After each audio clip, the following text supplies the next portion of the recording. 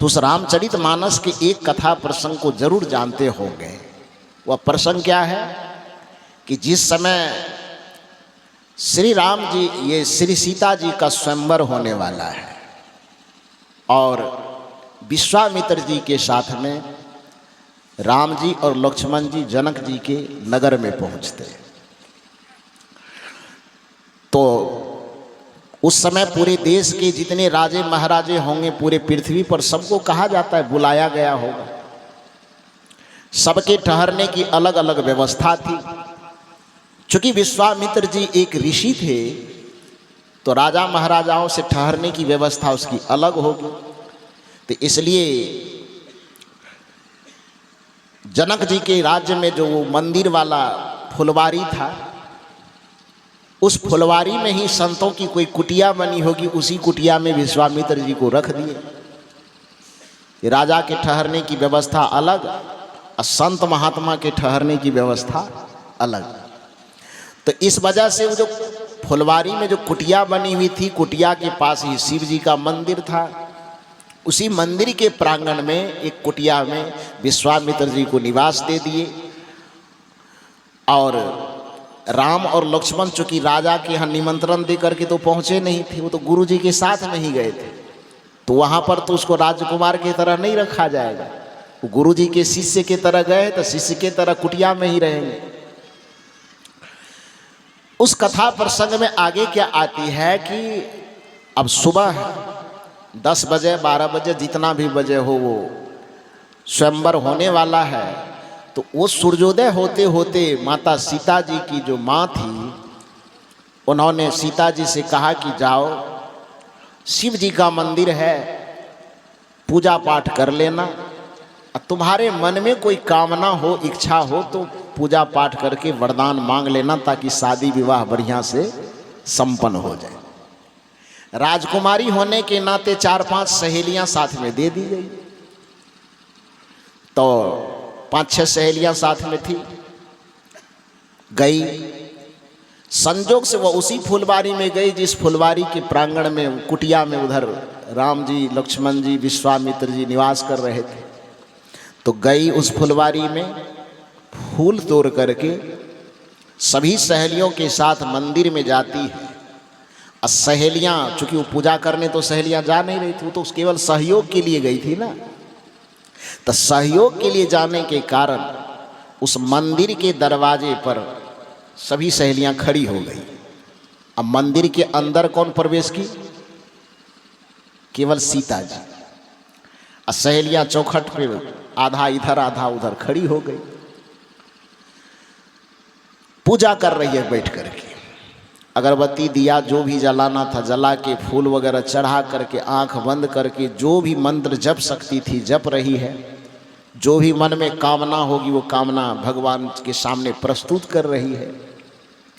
संजोग उसी क्षण सुबह का ब्रह्म मुहूर्त बेला था। विश्वामित्र जी जगे, राम लक्ष्मण जी भी जगे।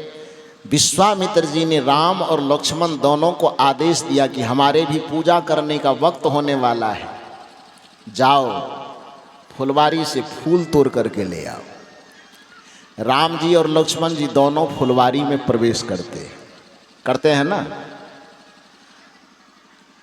ये कथा केवल सुनने से काम नहीं चलेगा, वो कथा कहना क्या चाहती, उस संदर्भ को समझने की कोशिश कीजिए। राम और लक्ष्मण दोनों प्रवेश करते हैं उस फुलवारी के अंदर। अब आप बताइए कि श्री राम जी और लक्ष्मण जी दोनों का जो दर्शन होगा, दोनों को जो देखेंगे, उस सबसे पहले फुलवारी में कौन देखेंगे? बताइए। सबसे पहले राम जी और लक्ष्मण जी को कौन देखेंगे वहां फुलवारी में? सहेलियां न देखेगी? सीता जी देखेगी कि सहेलियां? कौन देखेगी? सीता जी। सहेली क्यों देखेगी सहेली पहले? क्योंकि सहेलियां मंदिर के बाहर में खड़ी है और सीता जी कहाँ है? मंदिर के अंदर है। सहेलियां देख ली। गोस्वामी तुलसीदास जी कहते हैं, जो जाने सोई देई जनाई, जानत तुम्हें तुम्हें हो जाई। प्रकृति का यह नियम है कि अध्यात्म के रहस्य को, परमात्मा रूपी धन को जो प्राप्त कर लेता है, तो भौतिक धन को तो आदमी छुपा करके रख भी सकता है, लेकिन आध्यात्मिक धन को कोई प्राप्त कर जाए, ईश्वर धन को कोई प्राप्त कर जाए, परमात्मा धन को कोई प्राप्त कर जाए, तो उसको छुपा करके जबरदस्ती रखना भी चाहेगा तो उसको छुपा के रख नहीं पाएगा। जैसे मीराबाई ने उस राम रतन धन को पाया था तो छुप के रह पाई कि पैर में घुंघरू बांध करके दुनिया को बताने लगी, क्या पायो जी मैंने राम रतन धन पायो, पायो जी मैंने राम रतन धन पायो।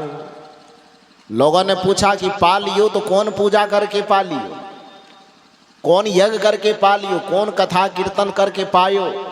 मीराबाई ने कहा बहुत कथा कीर्तन पूजा पाठ करके थक गए, किसी से नहीं पायो। तब वस्तु अमोलक दी मेरे सतगुरु, किसने दिया, किनके मार्फत से मिला? सत्यनारायण कथा करवाने से कि हनुमान चालीसा पढ़ने से? वस्तु अमोलक दी मेरे सतगुरु, वस्तु अमोलक दी मेरे सतगुरु, कर कृपा अपनायो, पायो जी मैंने राम रतन धन पायो, पायो जी मैंने राम रतन धन पायो। उस परम राम तत्व को जो कोई पा जाएगा, उस परम ब्रह्म को, उस परमात्मा सत्य को जो पा जाएगा, वो छुप करके छुपा करके रखना भी चाहेगा तो उसको रख नहीं पाएगा। उस बगीचा में राम जी आते हैं, लक्ष्मण जी आते हैं, पहली दृष्टि उस पर किसकी पड़ी? सहेलियों की। तो सहेलियां छुपा करके रख पाएगी? अरे रुपया पैसा सोना चांदी रहे तो उसको छुपा के रख भी ले। कौन धन मिल गया? परमात्मा रूपी धन मिल गया, राम रूपी धन मिल गया, तो छुपा के रख नहीं पाएगी। नियम यही कहता है, वस्तु अमोलक दी मेरे सतगुरु, कर कृपा अपनायो, पायो जी मैंने राम रतन धन पायो, पायो जी मैंने राम रतन धन पायो। सहेलियों की दृष्टि जैसे ही पड़ी राम जी और लक्ष्मण जी के ऊपर में, तो चूंकि वह धन ही नहीं परम धन है, जिसके कारण से सहेलियां शांत नहीं रह पाई। देखी, जान गई, तो अब उसके अंदर व्याकुलता होने लगी कि जनाया जाए सामने वाले को। किसको जनाया जाए? तो वहां है कौन और? जान गई तो अब जनाने की व्याकुलता हो गई। चूंकि नीति यही कह रही, गोस्वामी जी लिख रहे, जो जाने सोई देई जनाई, जानत तुम्हें हो ही जाए। तो जो जानेगा वो जनाने के लिए व्याकुल होगा कि नहीं होगा? ये महात्मा लोग जो आपके बीच में आए हैं, वो जानने के बाद आपको जनाने आए हैं। संतों में और पंडितों में यही अंतर है कि पंडित वह जनाने की कोशिश करता है जिसको उन्होंने कभी जाना नहीं। पंडित वह दिखाना चाहता है आपको जिसको वह कभी देखा नहीं। पंडित वह समझाना चाहता है जिसको उन्होंने केवल किताबों के पन्नों में पढ़ा है। लेकिन संत उसे कहते हैं जिसे पहले खुद देख लेते हैं, उसके बाद दुनिया को दिखाने चलते हैं। जो खुद जान लेते हैं उसे दुनिया को जनाने चलते हैं। जो खुद जी लेता है दुनिया को वही जीवन का रास्ता बताने चलते हैं। संतों और पंडितों में कोई जाति पाति का अंतर नहीं है। संतों और पंडितों में अंतर इतना ही है कि जो जाने नहीं फिर भी जनाने की कोशिश करे। जिसको कबीर साहब ने कहा, जाना नहीं, बूझा नहीं, समझ किया नहीं गौन, अंधे को अंधा मिला तो राह बतावे कौन। जो जानता नहीं, बूझता नहीं, दूसरे को केवल बताता है, दूसरे को बताता है कि धर्म करना चाहिए। आज अपना मंदिर से निकलता है और मुर्गा काट करके खाता है। दूसरे को बताता है भगवान की भक्ति करना चाहिए, उपवास करके भगवान का पूजन करना चाहिए। अब पूजा करके निकलता है, पूजा में जो दान दक्षिणा में पैसा मिला है, बाजार से जाते वक्त उसी से मछली खरीद के ले जाता है और उसको फ्राई बना करके खाता है। सदगुरु कहते हैं कि उसी को पंडित कहा जाता है कि जो धर्म की बात तो करता है ईश्वर परमात्मा की भक्ति की चर्चा खूब करता है लेकिन उसका आचरण नहीं करता है। धर्म की, भक्ति की, ईश्वर की, परमात्मा का उच्चारण खूब करता है लेकिन आचरण नहीं करता है। संत की विशेषता यही है कि उसी तथ्य का उच्चारण वो करते हैं जिसका वो खुद आचरण करते हैं, और जिसके आचरण और उच्चारण में एकता आ जाए उसी को संत कहा जाता है। क्योंकि नीति परिभाषा यही देती है। महात्मा का अर्थ ये नहीं कि उजला चोला धारण कर लिए महात्मा हो गए, ये लाल वाला भी पहन लिए तो महात्मा हो गया, ऐसा नहीं है। दाढ़ी बढ़ा लिए तो महात्मा हो गए, ऐसी भी बात नहीं है। उजला टीका, लाल टीका, नीला टीका, पीला टीका लगा लेने से कोई महात्मा हो जाता, ऐसा नहीं होता है। यदि कपड़ा बदल लेने से, टीका लगा लेने से, दाढ़ी बढ़ा लेने से कोई महात्मा हो जाए तो फिर ये कपड़ा खरीदने में कितना देर लगता है? 100, 200, 500 रुपए में जाके खरीद लाएंगे और 1 मिनट में धारण करेंगे, हो गए बड़का महात्मा। शरीर पर कपड़ा बदलने में भले ही 5 मिनट लगता हो लेकिन अपने जीवन और चरित्र को बदलने में आदमी को पूरा जीवन लग जाता है। जो कपड़ा को बदले उसी को पंडित कहा जाता है, जो अपने चरित्र और स्वभाव को बदल करके महात्मा हो उसी को संत कहा जाता है। चाहे वह किसी भी वेश में हो, किसी भी रूप में हो, किसी भी देश में हो, उससे कोई फर्क नहीं पड़ता। और महात्मा की परिभाषा ही यही है कि मनस्य एकम वचस्य एकम कर्मण्य एकम महात्मना, मनस्य अन्यत्र वचस्य अन्यत्र कर्मण्य अन्यत्र दुरात्मना। जो मन से जैसा सोचता हो, वाणी से वैसा ही बोलता हो और आचरण में वैसा ही कर्म को संपादित करता हो, तीनों की एकता जिसमें जहां पर स्थापित जिसके जीवन में झलकने लगे, मन का चिंतन, वाणी का वचन और चरित्र का आचरण, जिसका तीनों समान हो जाए, तीनों में कोई विषमता न झलके, समझ लेना चाहिए कि किसी भी जगह का हो, किसी भी जाति, किसी वंश, किसी परंपरा, किसी मत, किसी पंथ, किसी संप्रदाय से जुड़ा हुआ हो, नीति कहती है उसी को संत कहना चाहिए। वही धर्मात्मा है, वही महात्मा है। कहने का अभिप्राय यह है कि वह दोनों सहेलियां जो थी वह देख ली उस परम धन को। राम का, श्री राम का प्रथम दर्शन उसे हुआ मिथिलांचल की धरती पर। जब वो देख ली तब उसके अंदर व्याकुलता आ गई कि दूसरे को जनाना है, क्या करें अब, किसको जनावे, नजदीक में है कौन। 6 साथ में गई थी, जितना साथ में सहेली गई थी तो सब जान ही गई, तो जनाने के लिए अब कौन बचा। फूल को तो जनाएगा नहीं, धरती को तो जनाएगा नहीं, आकाश को तो जनाएगा नहीं, जनाने के लिए कोई आदमी चाहिए ना। वहां आदमी नजदीक में कौन है, सीता जी। और सीता जी है कहाँ, मंदिर के अंदर। क्या कर रही है, पूजा। अब क्या किया जाएगा, दरवाजे पर जो 6 सहेलियां खड़ी है जो साथ में गई है वो 2 हिस्से में बट गई। मैंने पहले कहा कि भारतीय संस्कृति 2 हिस्सों में बटी हुई, एक ब्राह्मण प्रकृति, एक संत की संस्कृति। एक ब्राह्मण परंपरा, एक श्रवण परंपरा, एक धार्मिक परंपरा, एक आध्यात्मिक परंपरा, एक सगुण परंपरा, एक निर्गुण परंपरा। सीता जी के सामने भी जो साथ में 6 सहेलियां गई थी 2 हिस्से में बट गई, 2 परंपरा का प्रतिनिधित्व करने के लिए। एक सहेलियां जो सगुण परंपरा का 3 सहेलियां प्रतिनिधित्व कर रही है, 3 सहेलियां उसमें निर्गुण परंपरा का प्रतिनिधित्व कर रही है। 3 सहेलियां उसमें धार्मिक प्रवृत्ति का नेतृत्व कर रही है और 3 सहेलियां उसमें आध्यात्मिक प्रवृत्ति का नेतृत्व कर रही है। 2 हिस्से में बट करके सहेलियां आपस में बात करती है कि राम जी तो देख लिए हम लोग, बगीचा में आ गए और सीता जी मंदिर के अंदर पूजा कर रही है। तो उसमें से आधी सहेलियां जो सगुण परंपरा वाली है, धार्मिक परंपरा वाली है, वो सहेलियां कहती पूजा कर रही है, पूजा पूरा करने दीजिए, वरदान वरदान मिल जाएगा भगवान से, उसके बाद मंदिर से बाहर निकालेंगे। आध्यात्मिक परंपरा वाली जो सहेलियां थी उन्होंने कहा नहीं नहीं नहीं नहीं, मंदिर में यदि मंत्र जपने दिए तो आधा घंटा भी जपने में लगेगा, दिया अगरबत्ती सुलगाने में, पूजा करने में, पाठ करने में, प्रसाद उरसाद चढ़ा करके निवृत्त होने में कम से कम आधा घंटा से कम लगेगा नहीं। और यदि उसको मंत्र जपने के लिए छोड़ दिए, दिया अगरबत्ती सुलगाते रहने के लिए छोड़ दिए, तो नकली प्रतिमा के भगवान के सामने बैठे रहने के चक्कर में असली वाला जो इधर फुलवारी में टहल रहा है तब तक चला जाएगा।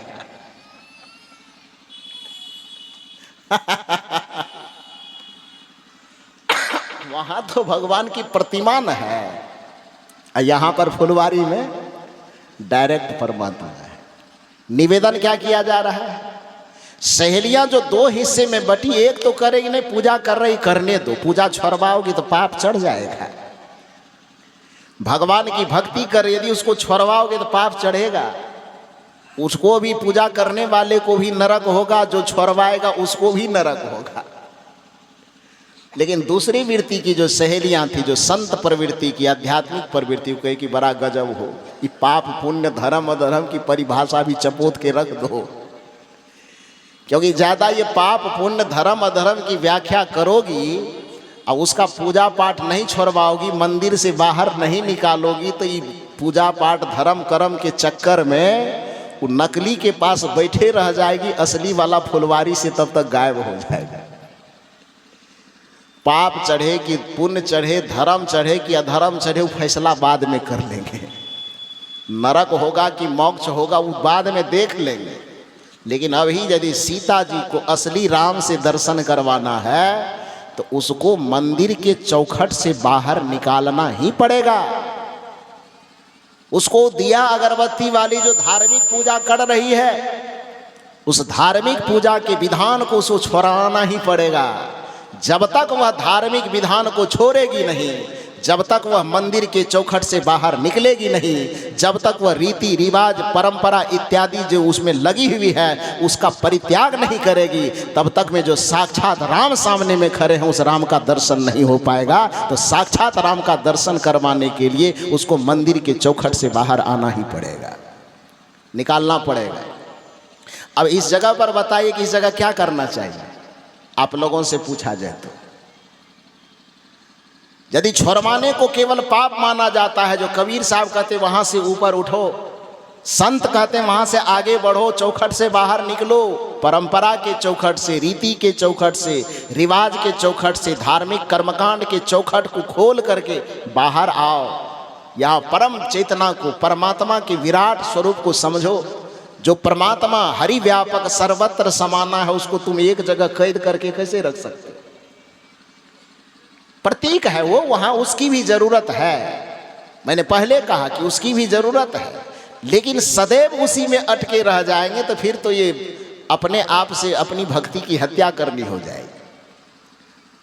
तो कहने का अभिप्राय यह है कि सहेलियों में जो दो मत विभाजन हुआ, एक कह रहे कि नहीं नहीं नहीं नहीं, पूजा छोड़वाओगी तो पाप लगेगा। मंत्र जप रही है वो आंख बंद की हुई है, यदि उसको उठाओगी तो पाप लग जाएगा।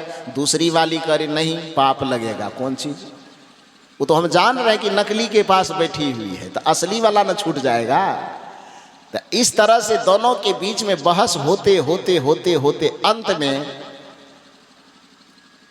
जो आध्यात्मिक परंपरा वाली सहेलियां थी, आध्यात्मिक वृत्ति वाली सहेलियां थी, उसकी जीत हुई।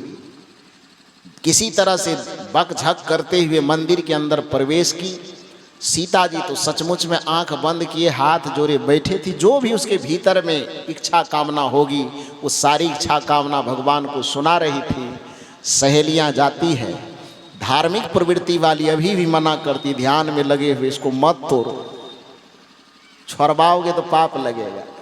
आध्यात्मिक वृत्ति वाली कहती बड़ा गजब हो, हम इसको छोड़वा के कहीं दूसरे जगह थोड़े ले जा रहे हैं, केवल जड़ से छुड़वा करके चेतन में ले जा रहे हैं, नकली से छुड़वा करके असली में ले जा रहे हैं। और ऐसा करके क्या करती है आध्यात्मिक प्रवृत्ति वाली सहेलियां? सीता जी के कंधे पर हाथ देती है, जरा सा हिलाने की कोशिश करती है। सीता जी आंख खोलना नहीं चाहती, क्योंकि वह भी जानती कि पूजा छूट जाएगा तो पाप लग जाएगा, तो वह भी आंख बंद किए हैं। अब सहेली है तो इतना तो अधिकार होना चाहिए ना, कंधा पे हाथ दे के झुला रही है, फिर भी सीता जी नहीं उठ रही है, तो कंधा पर हाथ झुलाने से काम नहीं चला, तो थोड़ा चूटी उटी भी किधरों काट लिया होगा। अब सहेली है तो इतना तो अधिकार होना चाहिए ना। अब ये बात भी सुन करके कोई ये नहीं कहिएगा कि ये बात नहीं बोलना चाहिए। नहीं समझने आता है आपको कथा सत्संग तो मत सुनिए आप।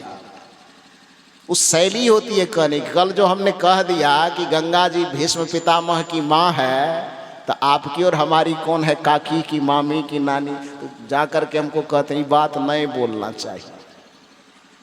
हम कहे क्यों? नानी कहना कोई गलत बात है क्या? किसी का मामी होना, किसी का दादी होना कोई गलत है? गाली है ये? वो गाली नहीं है जी। वह भी एक रिश्ता है। जैसे माँ एक रिश्ता है, उसी तरह चाची भी तो एक रिश्ता है। जैसे माँ एक पवित्र रिश्ता है, उसी तरह दादी भी एक रिश्ता है, नानी भी एक रिश्ता है। तो जब रिश्ते की चर्चा होगी तो उसमें रिश्ते की कोई भी चर्चा हो तो उसको बुरा लगने वाली कौन सी बात है? बुरा नहीं मानना चाहिए। तो मैं निवेदन यह कर रहा हूँ, चूंकि सीता जी आपके हमारे लिए आराध्या है, मातृतुल्य है, लेकिन जो उसकी सहेलियां हैं उसके लिए तो सहेली है, और सहेली के लिए कोई बड़ा और छोटा नहीं होता है। कोई राजकुमारा, कोई राजकुमार या कोई रंग नहीं होता है, कोई गरीब कोई अमीर नहीं। मित्र का मतलब, सहेली का मतलब, सखी का मतलब ही होता है, चाहे अमीर हो गरीब हो, पढ़ा हो न पढ़ा हो, शिक्षित हो अशिक्षित हो, कुछ भी हो, लेकिन जहाँ पर मित्रता होती है वहाँ पर सब बराबर होता है। वहाँ पर नोक झोंक, लड़ाई झगड़ा, मार पीट सब चलता है। चलता है कि नहीं चलता है? तो इस हक से सीता जी को पहले कंधे पे हाथ दे करके हिलाया डुलाया। उससे सीता जी नहीं जगने की, नहीं उठने की कोशिश की, तो सहेली होने के नाते थोड़ा बहुत कपड़ा उपड़ा भी खींचा, उससे भी नहीं हो तो थोड़ा बहुत चुट्टी भी काटा। तो दो तीन हरकत ऐसी की जिसके कारण से सीता जी जो आंख बंद किए बैठी थी उसकी आंख खुल गई। और गोसा करके सीता जी कहती मेरा पूजा भंग कर रही है, मेरा व्रत भंग कर रही है, अब उठेंगे तो एकदम पकड़ के मजा चखा देंगे। जो आध्यात्मिक प्रवृत्ति वाली सहेलियां थी उन्होंने कहा मजा चखा देना, जो भी मारना पीटना डांटना दंड देना हो दे लेना, उस सबको हम सहने के लिए तैयार हैं, लेकिन यह बात मैं बर्दाश्त करने के लिए तैयार न हूं कि नकली के चक्कर में असली वाला छूट जाए। इसलिए असली वाला से भेंट यदि करना है तो तुमको ये पूजा तत्काल छोड़ना ही पड़ेगा, इसको बंद करना ही पड़ेगा, तब वहां असली भगवान से भेंट होगी। और परिणाम क्या हुआ? किसी तरह से खींच करके सीता जी को सब पूजा पाठ व्रत इत्यादि जो कर रही थी सब छोड़वा करके और निकाल करके मंदिर के चौखट से क्या कर दिया? बाहर कर दिया। सहेलियों ने पाप किया? यही काम तो कबीर करना चाहते कि आपको चौखट से बाहर निकालना चाहते।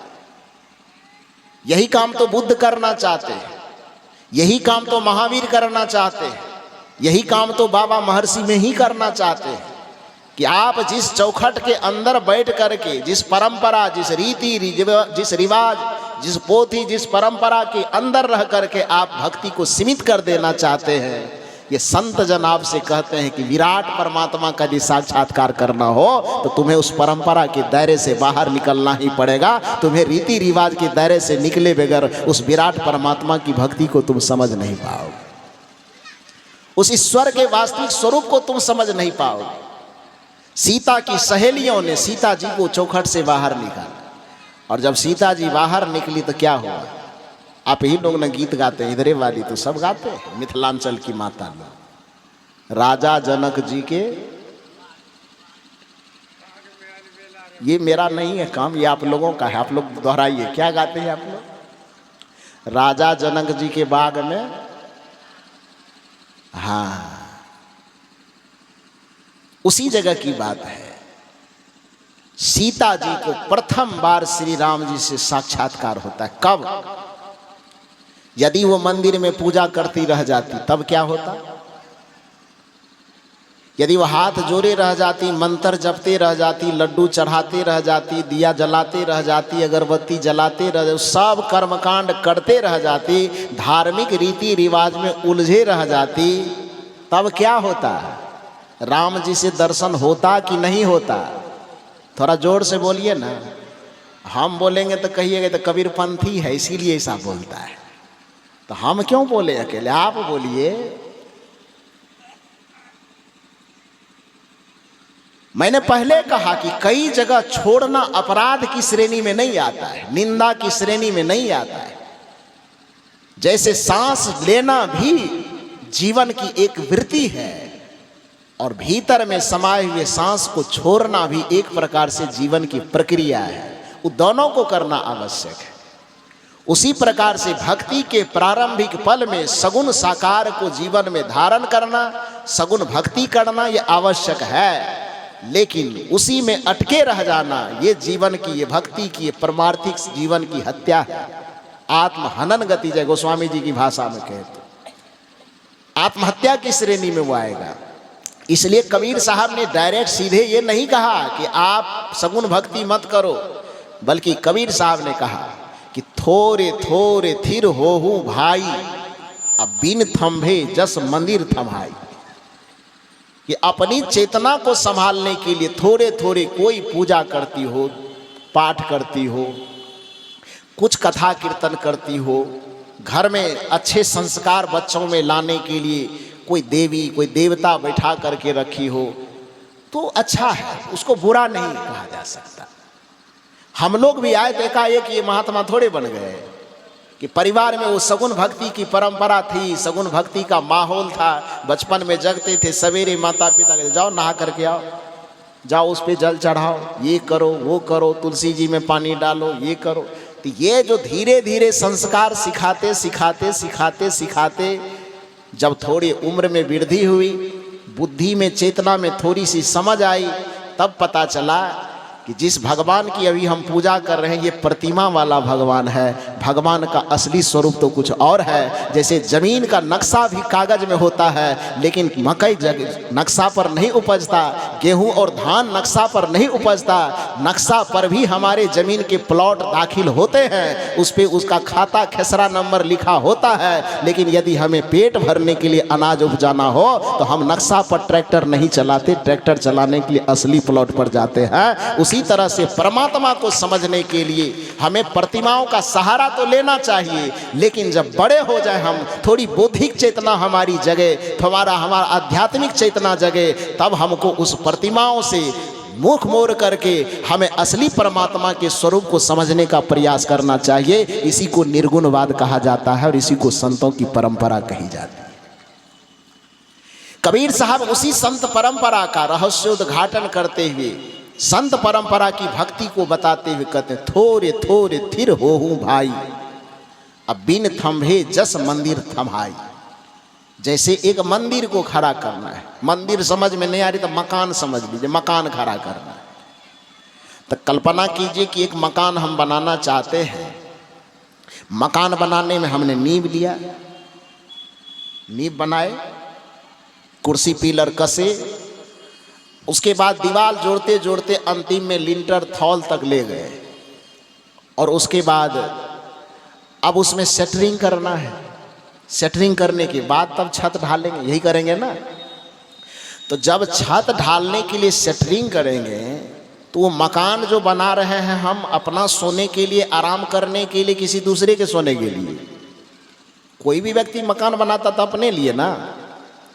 लेकिन वो मकान बनाने की योजना जब हम बनाए, छत ढालने तक हम पहुंच गए, सेटरिंग हम लगा रहे हैं, तो सेटरिंग लगाने के वक्त में उस कमरे में पहले हम अपना पलंग लगाते हैं कि एक एक बित्ता पर बांस के खूंटा। सेटरिंग लगाने के समय में उसमें अपना पलंग घुसाते हैं, फ्रिज, वॉशिंग मशीन रखते हैं पहले, तब क्या करते हैं, इधर से बोल रहे कूलर रखते हैं। क्या रखते हैं कूलर?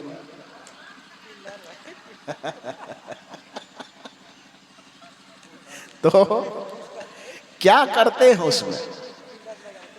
उस मकान के अंदर जो अपना शौक से अपने रहने के लिए आप तैयार कर रहे हैं, उस मकान में एक बित्ता भी जगह को खाली नहीं रहने देते हैं। एक एक फीट पर आप एक एक खुट्टा लगा देते हैं, लगाते हैं ना।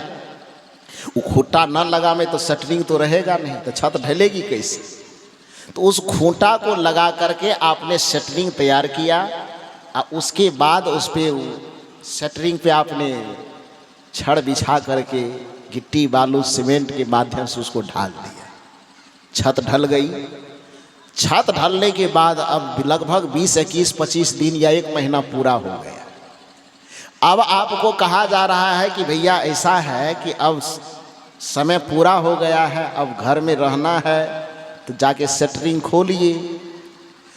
अब उसमें से एक आदमी ऐसा हो जो कि बाप रे बाप इस शटरिंग नहीं खोलेंगे। कहा क्यों? कहा इसी खूंटा के कृपा से तो छत ढलाया है।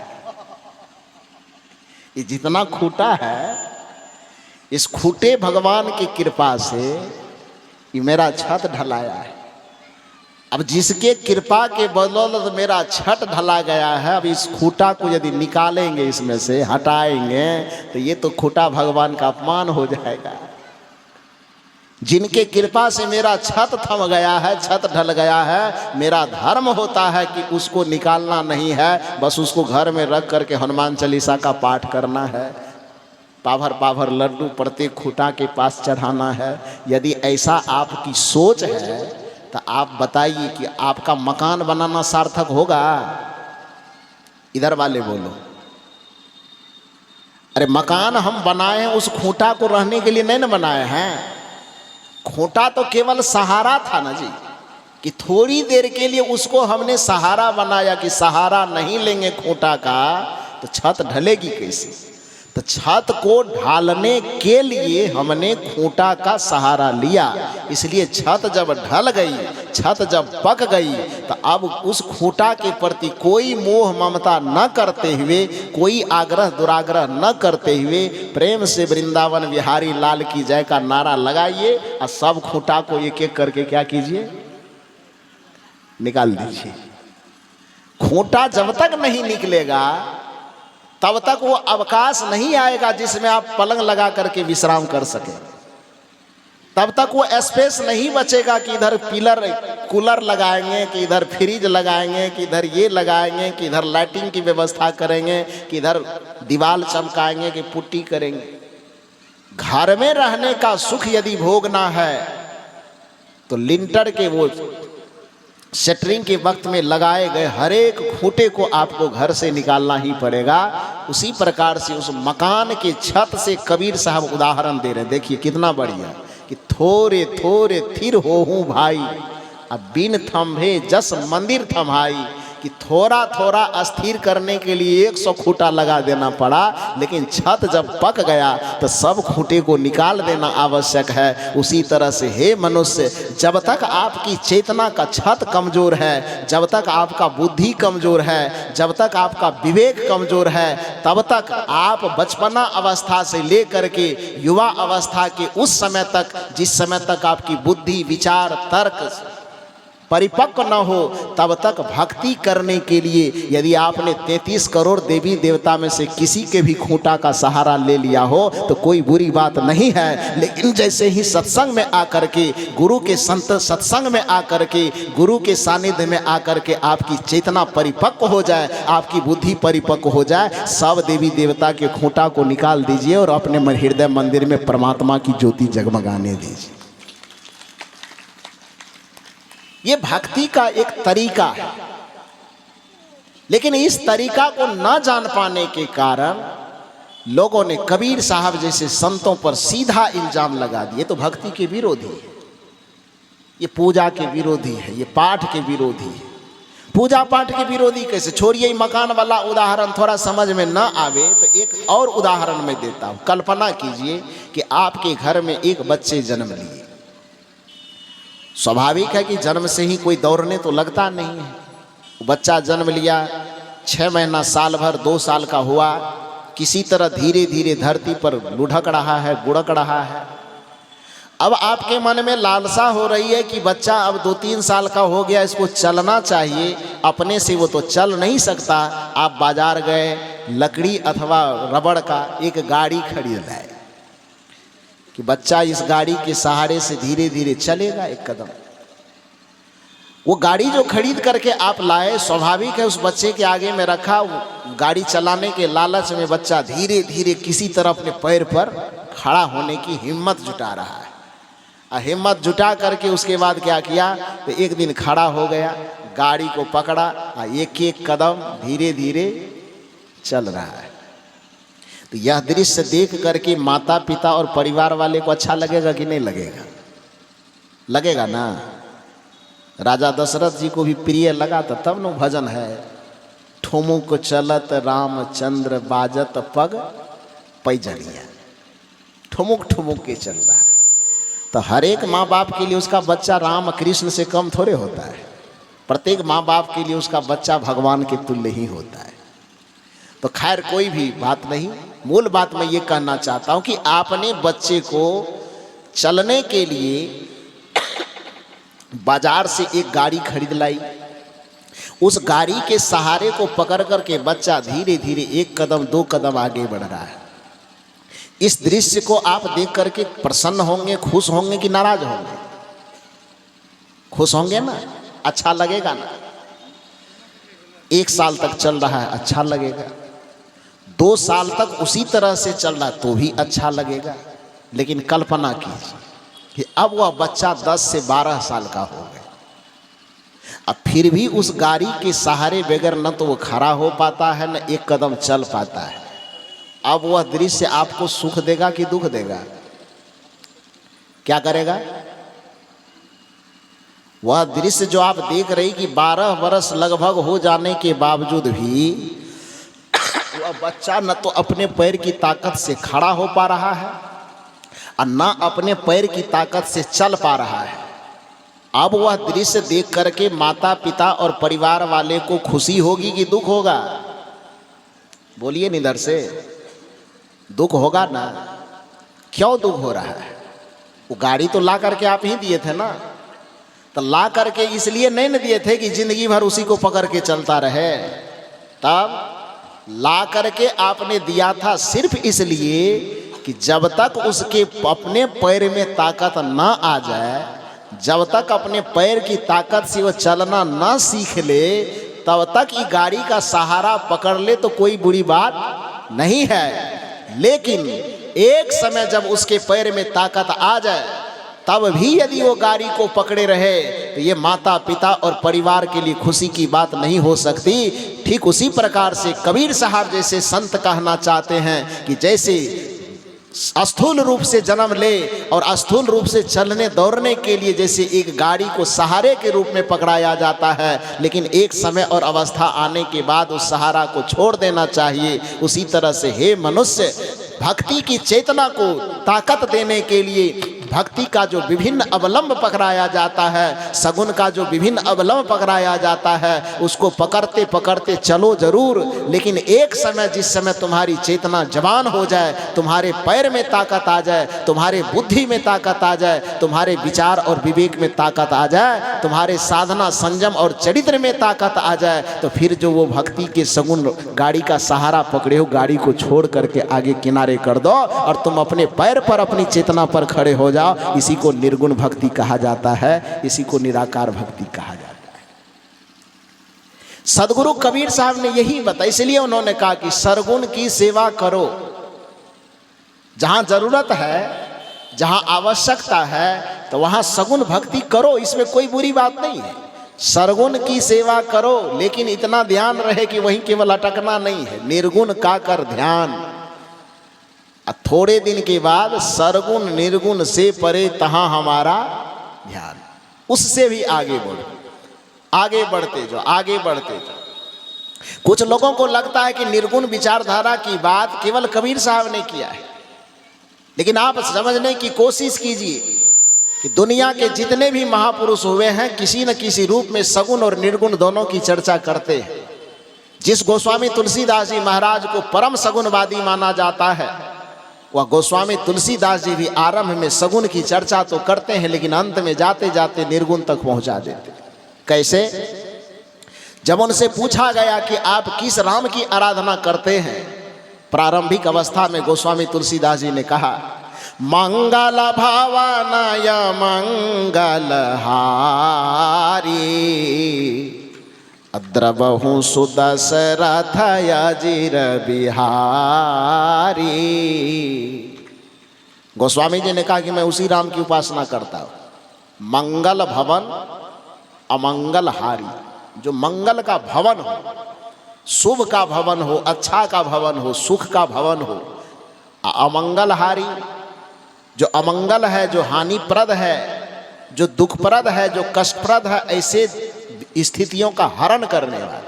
मंगल भवन अमंगल हारी, रहते कहाँ हैं? तो द्रवहु सुदशरथ, दशरथ जी के ऊपर द्रवित होकर के अजीर बिहारी। अजीर माने क्या होता है? अजीर मतलब जानते हैं? अजीर का मतलब अंगना होता है, जिसको हम लोग घर का अंगना कहते हैं ना। तो आंगन को ही अवधी भाषा में अजीर कहा जाता है।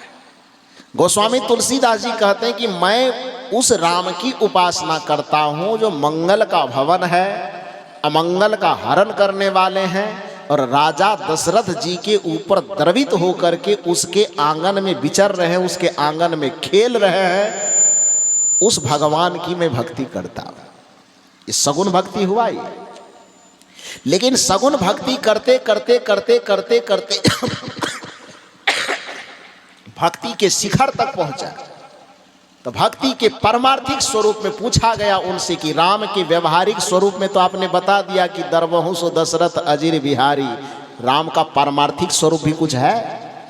धार्मिक प्रवृत्ति में तो ये काम चल जाएगा कि द्रवहु सो दशरथ अजिर बिहारी। आध्यात्मिक परंपरा का भी कुछ विवेचन है? गोस्वामी जी ने कहा है। कहा क्या? राम ब्रह्म परमारथ रूपा। ध्यान से सुनिए, राम का जो ब्रह्म स्वरूप है, राम का जो पारमार्थिक स्वरूप है, व्यवहारिक स्वरूप है द्रवहु सो दशरथ अजिर बिहारी, लेकिन पारमार्थिक स्वरूप क्या है? ये कबीर साहब नहीं कह रहे हैं, गोस्वामी तुलसीदास जी को ही कहना पड़ रहा है। राम ब्रह्म परमारथ रूपा। राम का जो ब्रह्म रूप है, आध्यात्मिक रूप है, परमार्थ स्वरूप है, वह कैसा है? तो अविगत अलख अनादि अनूपा। वह अविगत है। अविगत का मतलब, विगत का मतलब जानना होता है। उसमें संस्कृत साहित्य का अनिषेधात्मक उपसर्ग जोड़ दिया गया है। संस्कृत व्याकरण में जब भी किसी शब्द के साथ में अनिषेधात्मक उपसर्ग को जोड़ा जाता है तो उसका अर्थ होता है कि जो चीज है उसके उल्टा अर्थ को प्रकट करना। जैसे भय का मतलब डर होता है, और उस भय में अ जोड़ दीजिए तो शब्द क्या बन जाएगा? मेरा नाम ले लीजिए ना, हाँ, इसी बहाने लीजिए। तो भय का मतलब डर, उसमें अ उपसर्ग जोड़ देंगे तो शब्द क्या बन जाएगा?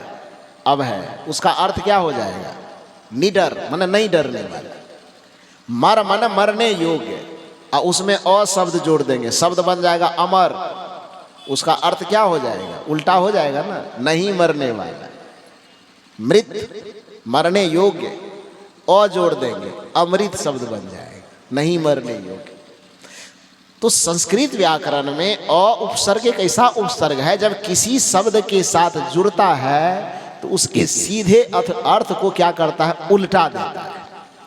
गोस्वामी तुलसीदास जी ने श्री राम जी के पारमार्थिक स्वरूप की चर्चा करते हुए जितने सारे शब्द बताए उसमें अनिषेधात्मक उपसर्ग को जोड़ते चले।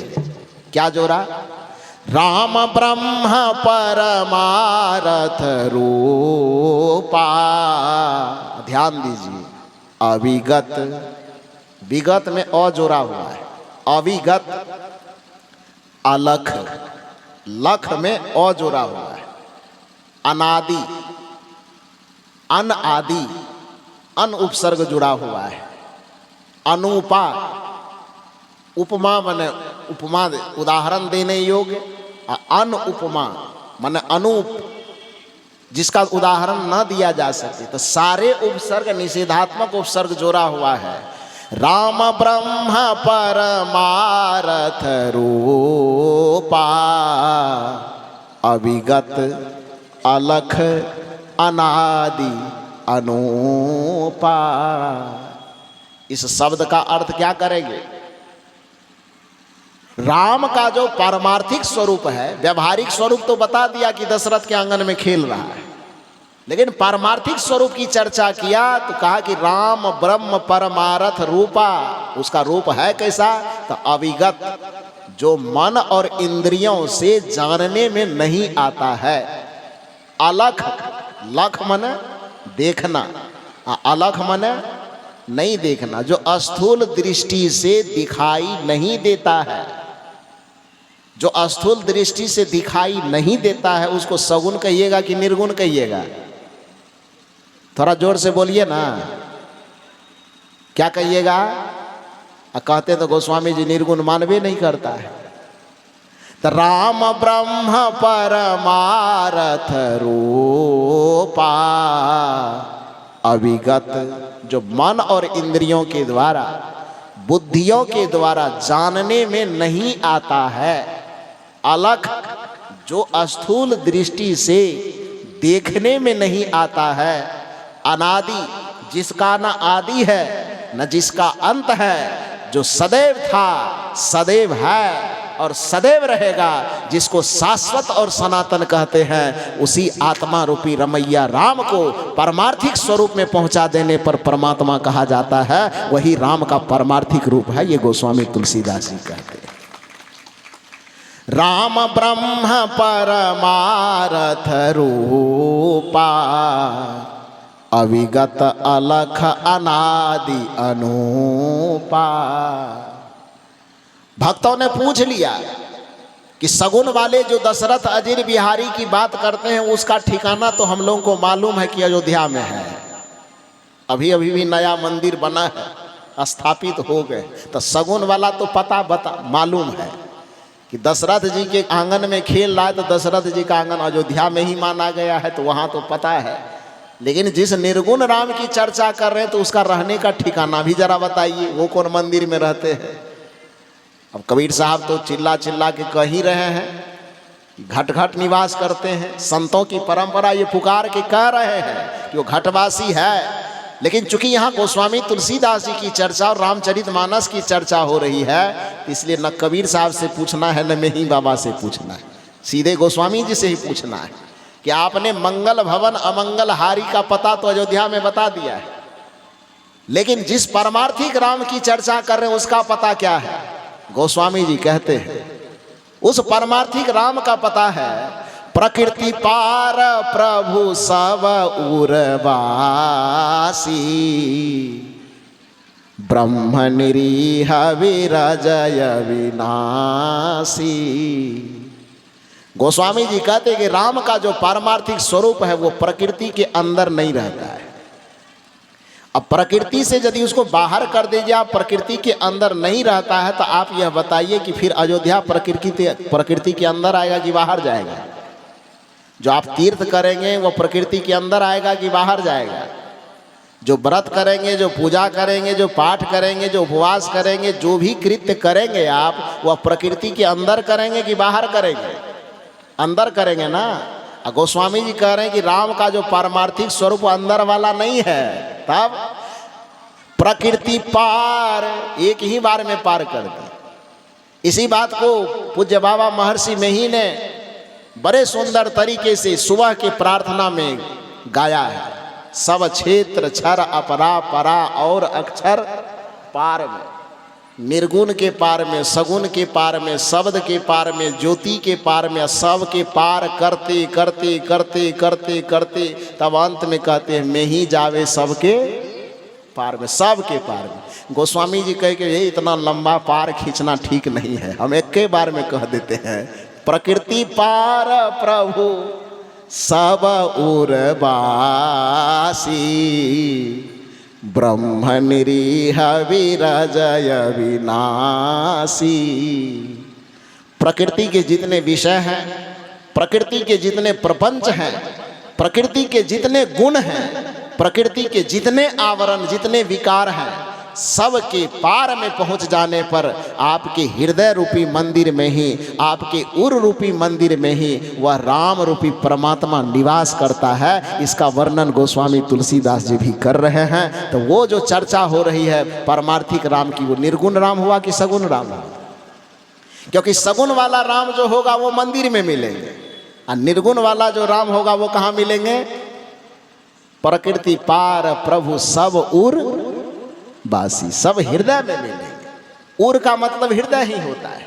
उसी की चर्चा हमारे पूज्य यशेंद्र साहब जी कर रहे थे कि ईश्वर हमारे ईश्वर सर्वभूतानाम हृदय अर्जुन तिष्ठितः, कि हे अर्जुन, ईश्वर सभी प्राणियों के हृदय में ही निवास करता है। अब कुछ लोगों का जो कहना है कि कबीर साहब को ईश्वर परमात्मा नहीं मानते, उसको ठीक ठीक समझ लेना चाहिए।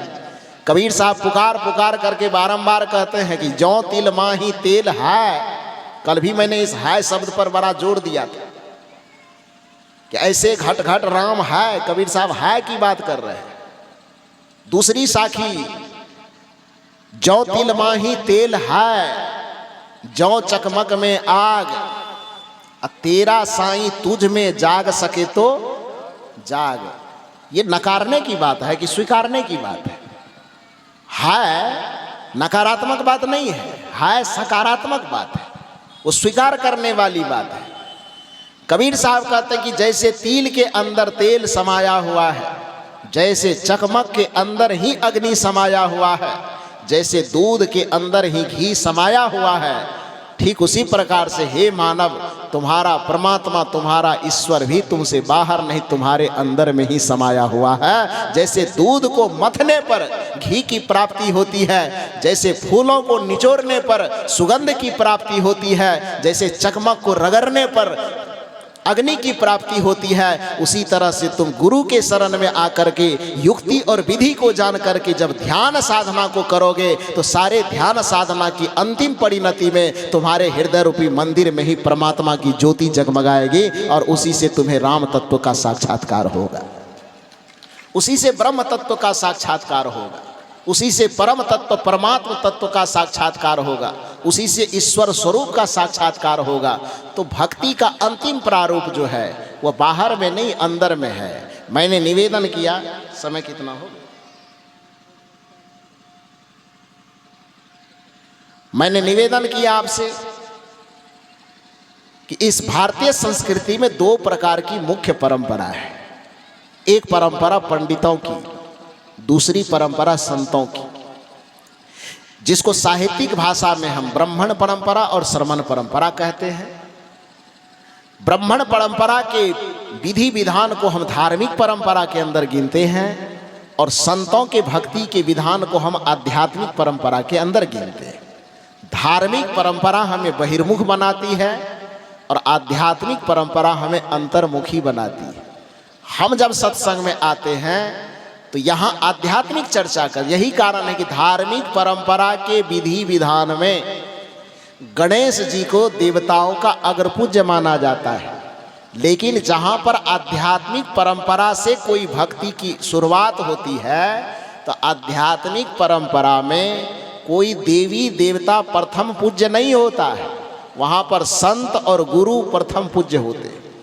यही कारण है कि नवधा भक्ति के प्रसंग में श्री राम और माता सबरी जब आमने सामने होते हैं तो आमने सामने होने पर माता सबरी सीधे श्री राम जी से पूछ लेते हैं कि भक्ति के शुरुआत करें तो गणेश जी से करें कि सत्यनारायण जी से करें। राम जी ने कहा नहीं, भक्ति की शुरुआत यदि करनी है तो प्रथम भगति संतन करी संगा, दूसर रति मम कथा प्रसंगा। भक्ति की शुरुआत कहाँ से करनी है? श्री राम जी ने बताया कि आध्यात्मिक भक्ति यदि करना आरंभ करोगे तो वहाँ गणेश जी की वंदना करने की आवश्यकता नहीं है, वहाँ संत की वंदना करो, संत से शुरुआत हो। आध्यात्मिक भक्ति होने के कारण ही हनुमान जी की भक्ति की शुरुआत की गई। तो किस तरह से की गई? हालांकि हम लोग तो जबरदस्ती हनुमान जी को भगवान देवी देवता की श्रेणी में खड़ा कर देते, लेकिन असल में हनुमान देवता की श्रेणी में नहीं आते, हनुमान जी संत की श्रेणी में आते। कैसे? उसको भी मैं रामचरितमानस के एक प्रसंग से ही समझा सकता हूँ। आप कैसे, आप जानते हैं कि विभीषण जी राम जी की पूजा करते थे कि नहीं?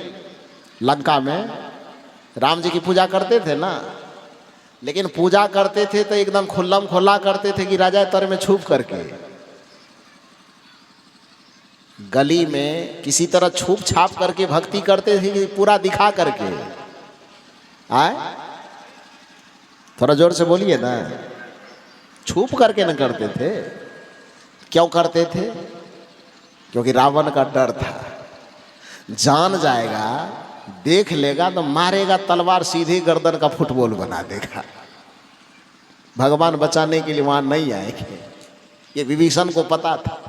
इसलिए वो भगवान का नाम भी लेता था, भगवान के नाम का जप भी करता था, माला भी जपता था, फिर भी उसके दिल और दिमाग से भय गया नहीं था, डर खत्म नहीं हुआ था, चिंता खत्म नहीं हुई थी, परेशानी खत्म नहीं हुई थी।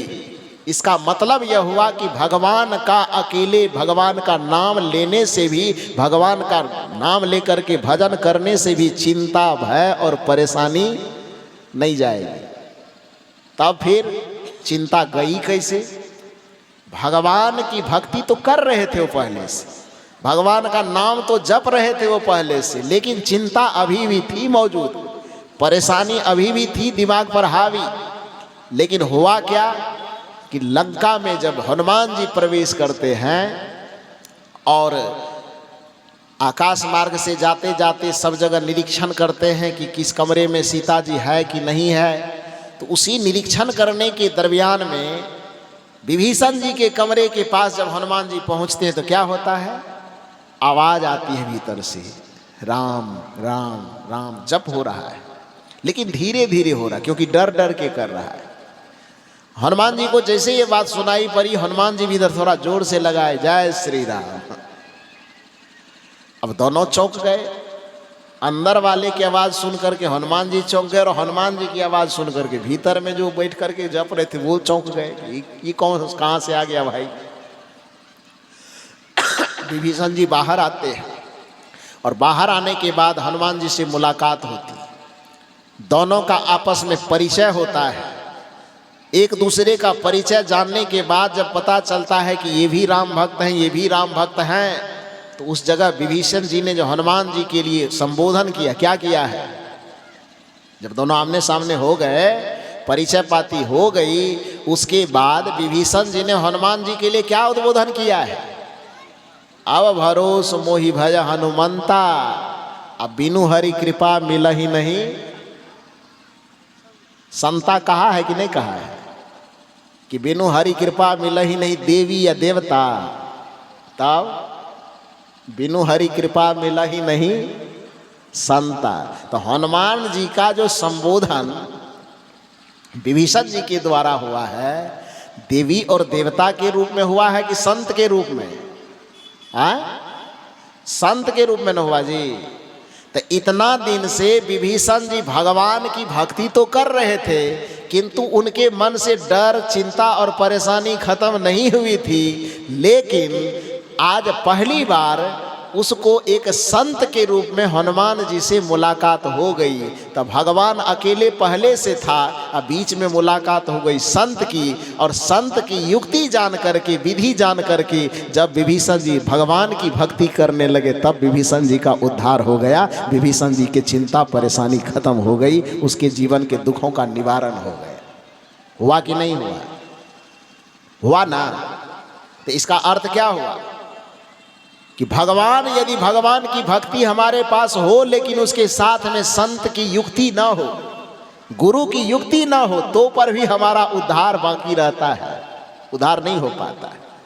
इसलिए गुरु महाराज की पंक्ति में आता है कि बिन दया संतन के में ही जानना उस राह को हुआ नहीं।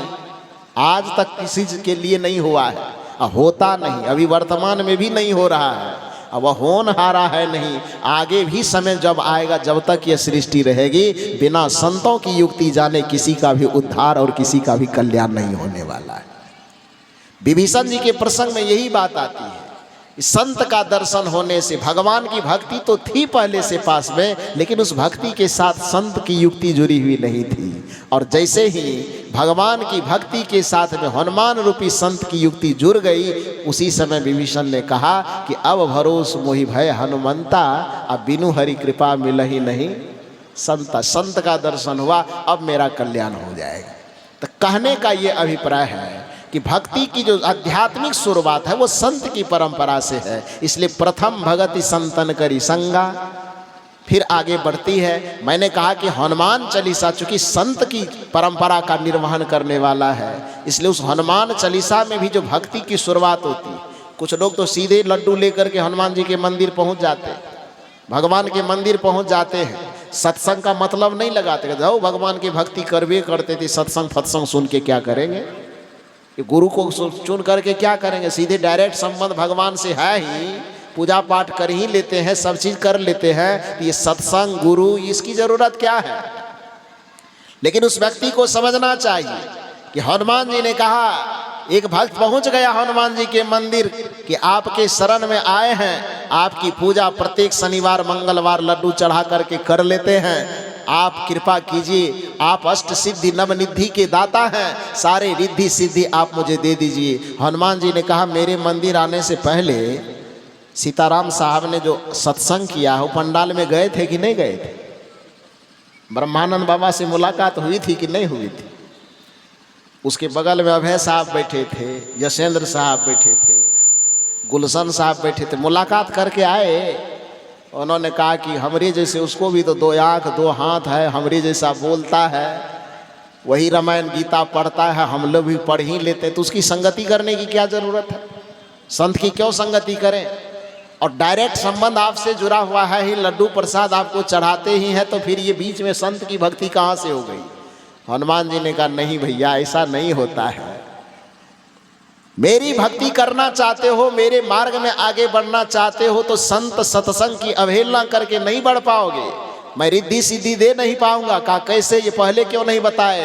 हनुमान जी ने कहा कि ये बात तो मैं युगों युगों से चिल्ला रहा हूँ, लेकिन तू विचार नहीं कर रहा है। लोगों ने कहा कैसे चिल्ला रहे हैं? हनुमान जी ने कहा, मेरा चालीसा पढ़े हो? भक्त ने कहा, पढ़े तो नहीं है, लेकिन लाउड स्पीकर से सुने हैं। सुने हो तो कभी विचार किए हो कि नहीं? कहा नहीं किए हैं। कहा आज सुन लो मेरे मुंह से। और आज हनुमान जी अपना चालीसा खुद पढ़ रहे हैं। श्री गुरु चरण सरोज रज निज मन मुकुर सुधार, वरनौ रघुवर विमल जसु जो दायकु फल चार, बुद्धिहीन तनु जानिके सुमिरौ पवन कुमार, बल बुद्धि विद्या देहु मोहि, हरहु कलेश विकार। ये दोहा कभी सुने हैं कि नहीं सुने हैं? इधर वाला बताओ, सुने हैं? कौन कबीर साहब बनाया है कि कबीर पंथी बनाया है? किसका बनाया हुआ दोहा है? गोस्वामी तुलसीदास जी ने हनुमान जी की गुण गाथा गाते हुए इसको लिखा है। हनुमान चालीसा की यह पहली पंक्ति सुने तो हजारों बार, विचार किए कभी? यदि विचार कर लिए होते तो सत्संग की अवहेलना कभी नहीं कर पाते, गुरु और संत की अवहेलना कभी नहीं कर पाते। केवल मंदिर से मतलब नहीं रह जाता। और यदि भगवान की भक्ति करने वाले इस प्रसंग को समझ जाते तो ये पंडाल, ये जो खाली दिखाई दे रहा है, कोई चीज खाली रहता जी? वो सुने हैं लेकिन समझने की कोशिश नहीं किए हैं। समझ जाओगे तो फिर संतों को के चरण को छोड़ोगे नहीं आप। हनुमान जी कहते कि मेरी रिद्धि सिद्धि, मेरी कृपा प्राप्त करना हो या जीवन में चारों फलों की सिद्धि एक साथ प्राप्त करना हो, तो भक्ति की शुरुआत सीधे मंदिर से कभी मत करना। का तब तो श्री गुरु चरण सरोज रज, किसके चरण से शुरुआत करनी है? भोला बाबा के। तब हनुमान जी करें, हमरो चरण से काम नहीं चलेगा। क्योंकि हमारी कितनी भी जय जयकार कर लो, 33 करोड़ देवी देवता की कितनी भी जय जयकार कर लो, लेकिन अंतिम कृपा का मोहर जो चाहिए वो किसका चाहिए? हनुमान चालीसा के ही प्रसंग को सुनिए। जय जय जय हनुमान गोसाई। आगे आप बोलो। सब प्रवचन हम ही कर देंगे, आपका कर्जा खाए है कि बढ़िया बढ़िया लिट्टी चोखा बना के हमारे सीताराम साहब खिलाए हैं। इस संतों को फल फूल मंगा के काजू भूज भूज करके खिलाते हैं। किधरों दही चूड़ा चल रहा है तो किधरों और कुछ चल रहा है, तो इतनी व्यवस्था वो कर रहे हैं और खाली अकेले प्रवचन हम बोलते हैं जब आप सुनते हैं, ऐसा कैसे हो सकता है? थोड़ा आप भी बोल दो। आधा प्रवचन हम कर रहे हैं, आधा आप कर दो। जय जय जय हनुमान गोसाई। बड़ा कमजोरा गए। नीतीश कुमार का दिया 10,000 खत्म हो गया है।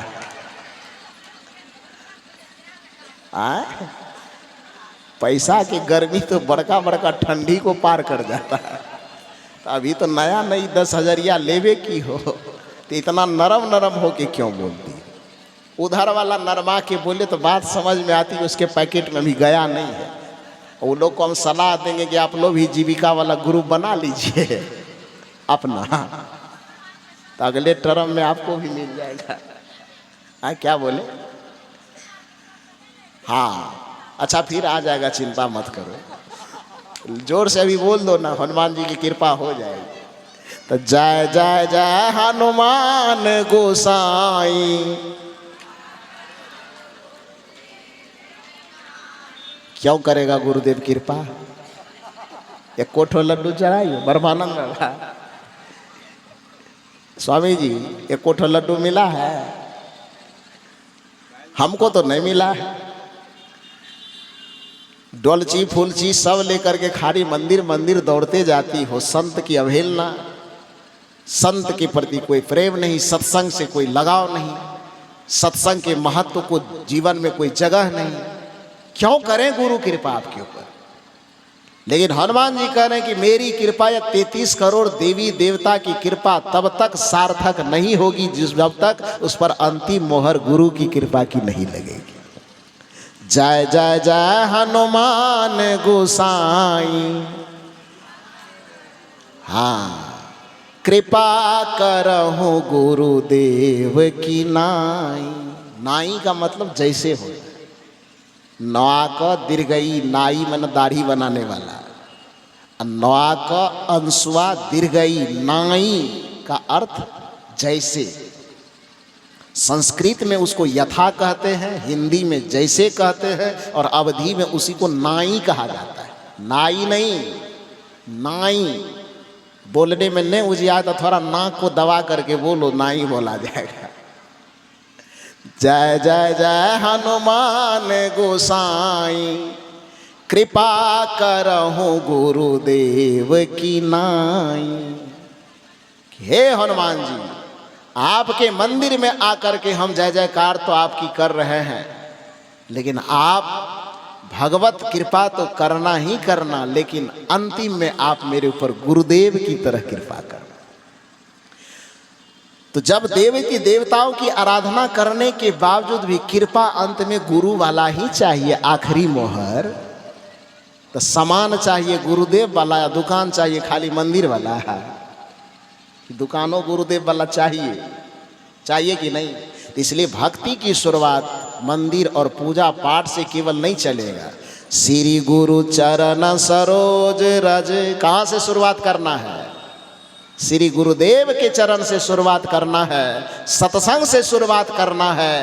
राम जी के अनुसार कहे तो प्रथम भगति संतन करी संगा, संतों की संगति से शुरुआत करना है। तो आज जो इस मंच के माध्यम से दो संदर्भ रखा गया, एक तरफ हमारे पूज्य श्री ब्रह्मानंद बाबा बैठे हैं, दूसरी तरफ हमारे पूज्य श्री यशेंद्र बाबा बैठे हैं। इसने सत्संग और संत की महिमा से प्रसंग की शुरुआत की और ईश्वर तक पहुंचाया।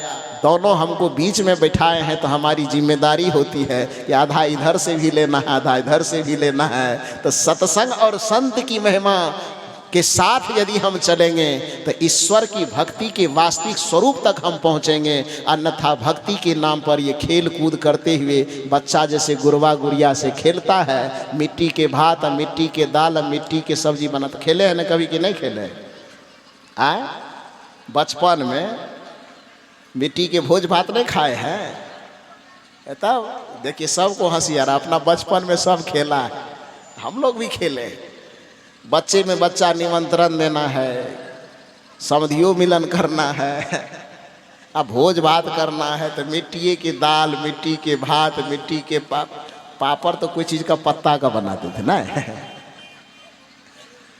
अब पत्तल में मिट्टी परोस रहे हैं, नाम अलग अलग ले रहे, कढ़ी ले लो, बड़ी ले लो, पापड़ ले लो, दाल ले लो, भात ले लो, और उसके बाद हाथ में से उठा करके मुंह में जाएगा तो खराब लगेगा।